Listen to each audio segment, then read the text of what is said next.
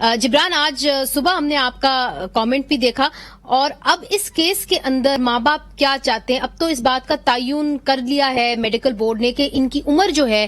وہ 15 اور 16 سال کے درمیان ہے، تو اب اگلا موو کیا ہوگا؟ اگلا جو قانونی چارہ جوئی ہے وہ کیا ہوگی؟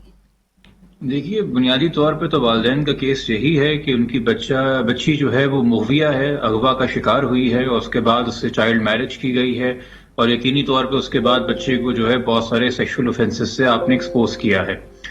بیفور دا کیس مجھے دیا گیا، اس سے پہلے جو ہے اس کیس میں ہائی کورٹ ایک ویو فارم کر چکا تھا۔ ایک میڈیکل رپورٹ اس کیس میں پہلے بھی پیش ہوئی تھی جس میں بچی کی عمر 17 بتائی گئی تھی، اور بچی کا اپنا بیان تھا کہ میں 18 کی ہوں، تو وہ میڈیکل رپورٹ جو ہے بچی کی اسٹیٹمنٹ کو کوریبوریٹ کر رہی تھی۔ اس وجہ سے عدالت نے بچی کو آزاد کر دیا۔ اب چونکہ وہ میڈیکل رپورٹ ایک طریقے سے سیٹ اسائڈ ہو گئی ہے، اسی سندھ حکومت کی ہیلتھ ڈپارٹمنٹ نے اس کو چیلنج کر کے ایک میڈیکل بورڈ بنا دیا ہے، اور اب جو عمر آئی ہے 15 کے قریب، وہ کوریبوریٹ کر رہی ہے جو والدین کا موقف تھا، جو نادرا کے ڈاکیومنٹ سے، جس کے مطابق بچی 14 سال کی ہے۔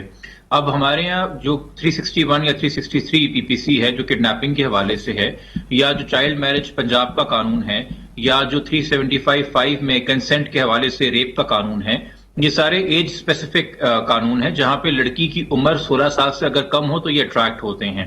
تو اب چونکہ یہ کافی حد تک کنٹروورسی ایڈریس ہو چکی ہے ایج کی، تو ہم نظر ثانی کی درخواست ہائی کورٹ سے بھی کریں گے کہ وہ سیٹ اسائڈ کرے پرانی میڈیکل رپورٹ کو، اور چونکہ حسب بیجا کی کارروائی میں ٹینٹیٹو فائنڈنگز ہوتی ہیں فیکٹ کے اوپر دیر اینڈ دین، تو وہ نئے فیکٹس کی روشنی کے اندر اپنی فائنڈنگ کو ریکنسیڈر کرتے ہوئے بچی کو یا تو والدین کے پاس یا انٹرم شیلٹر ہوم موو کرے۔ اور دوسرا، جو پولیس اس کیس میں ایک بہت ہی منفی رول ادا کر رہی ہے، مجھے کہنا پڑے گا بہت مایوس کن رول ادا کر رہی ہے، ایک ڈس اپوائنٹنگ کردار رہا ہے کس طریقے سے پولیس کا، from the I O level up to the rank of the senior most officers, اور ایک طریقے سے وہ ہیلپنٹ نظر آ رہی ہیں والد کے کیس کو جھوٹا ثابت کرنے میں اور فیئر انویسٹیگیشن میں خلل ڈال رہے ہیں۔ تو ہم میجسٹریٹ صاحب سے بھی درخواست کریں گے کہ وہ کوگنیزنس لیں تمام اوفینسز کے نیچے، اور ٹرائل کے لیے چارج فریمنگ کے لیے ملزموں کو بھیجیں تاکہ وہ ان کی گرفتاری بھی عمل میں لائے، جو کہ ابھی تک سندھ پولیس عمل میں نہیں لا رہی ہے۔ اچھا۔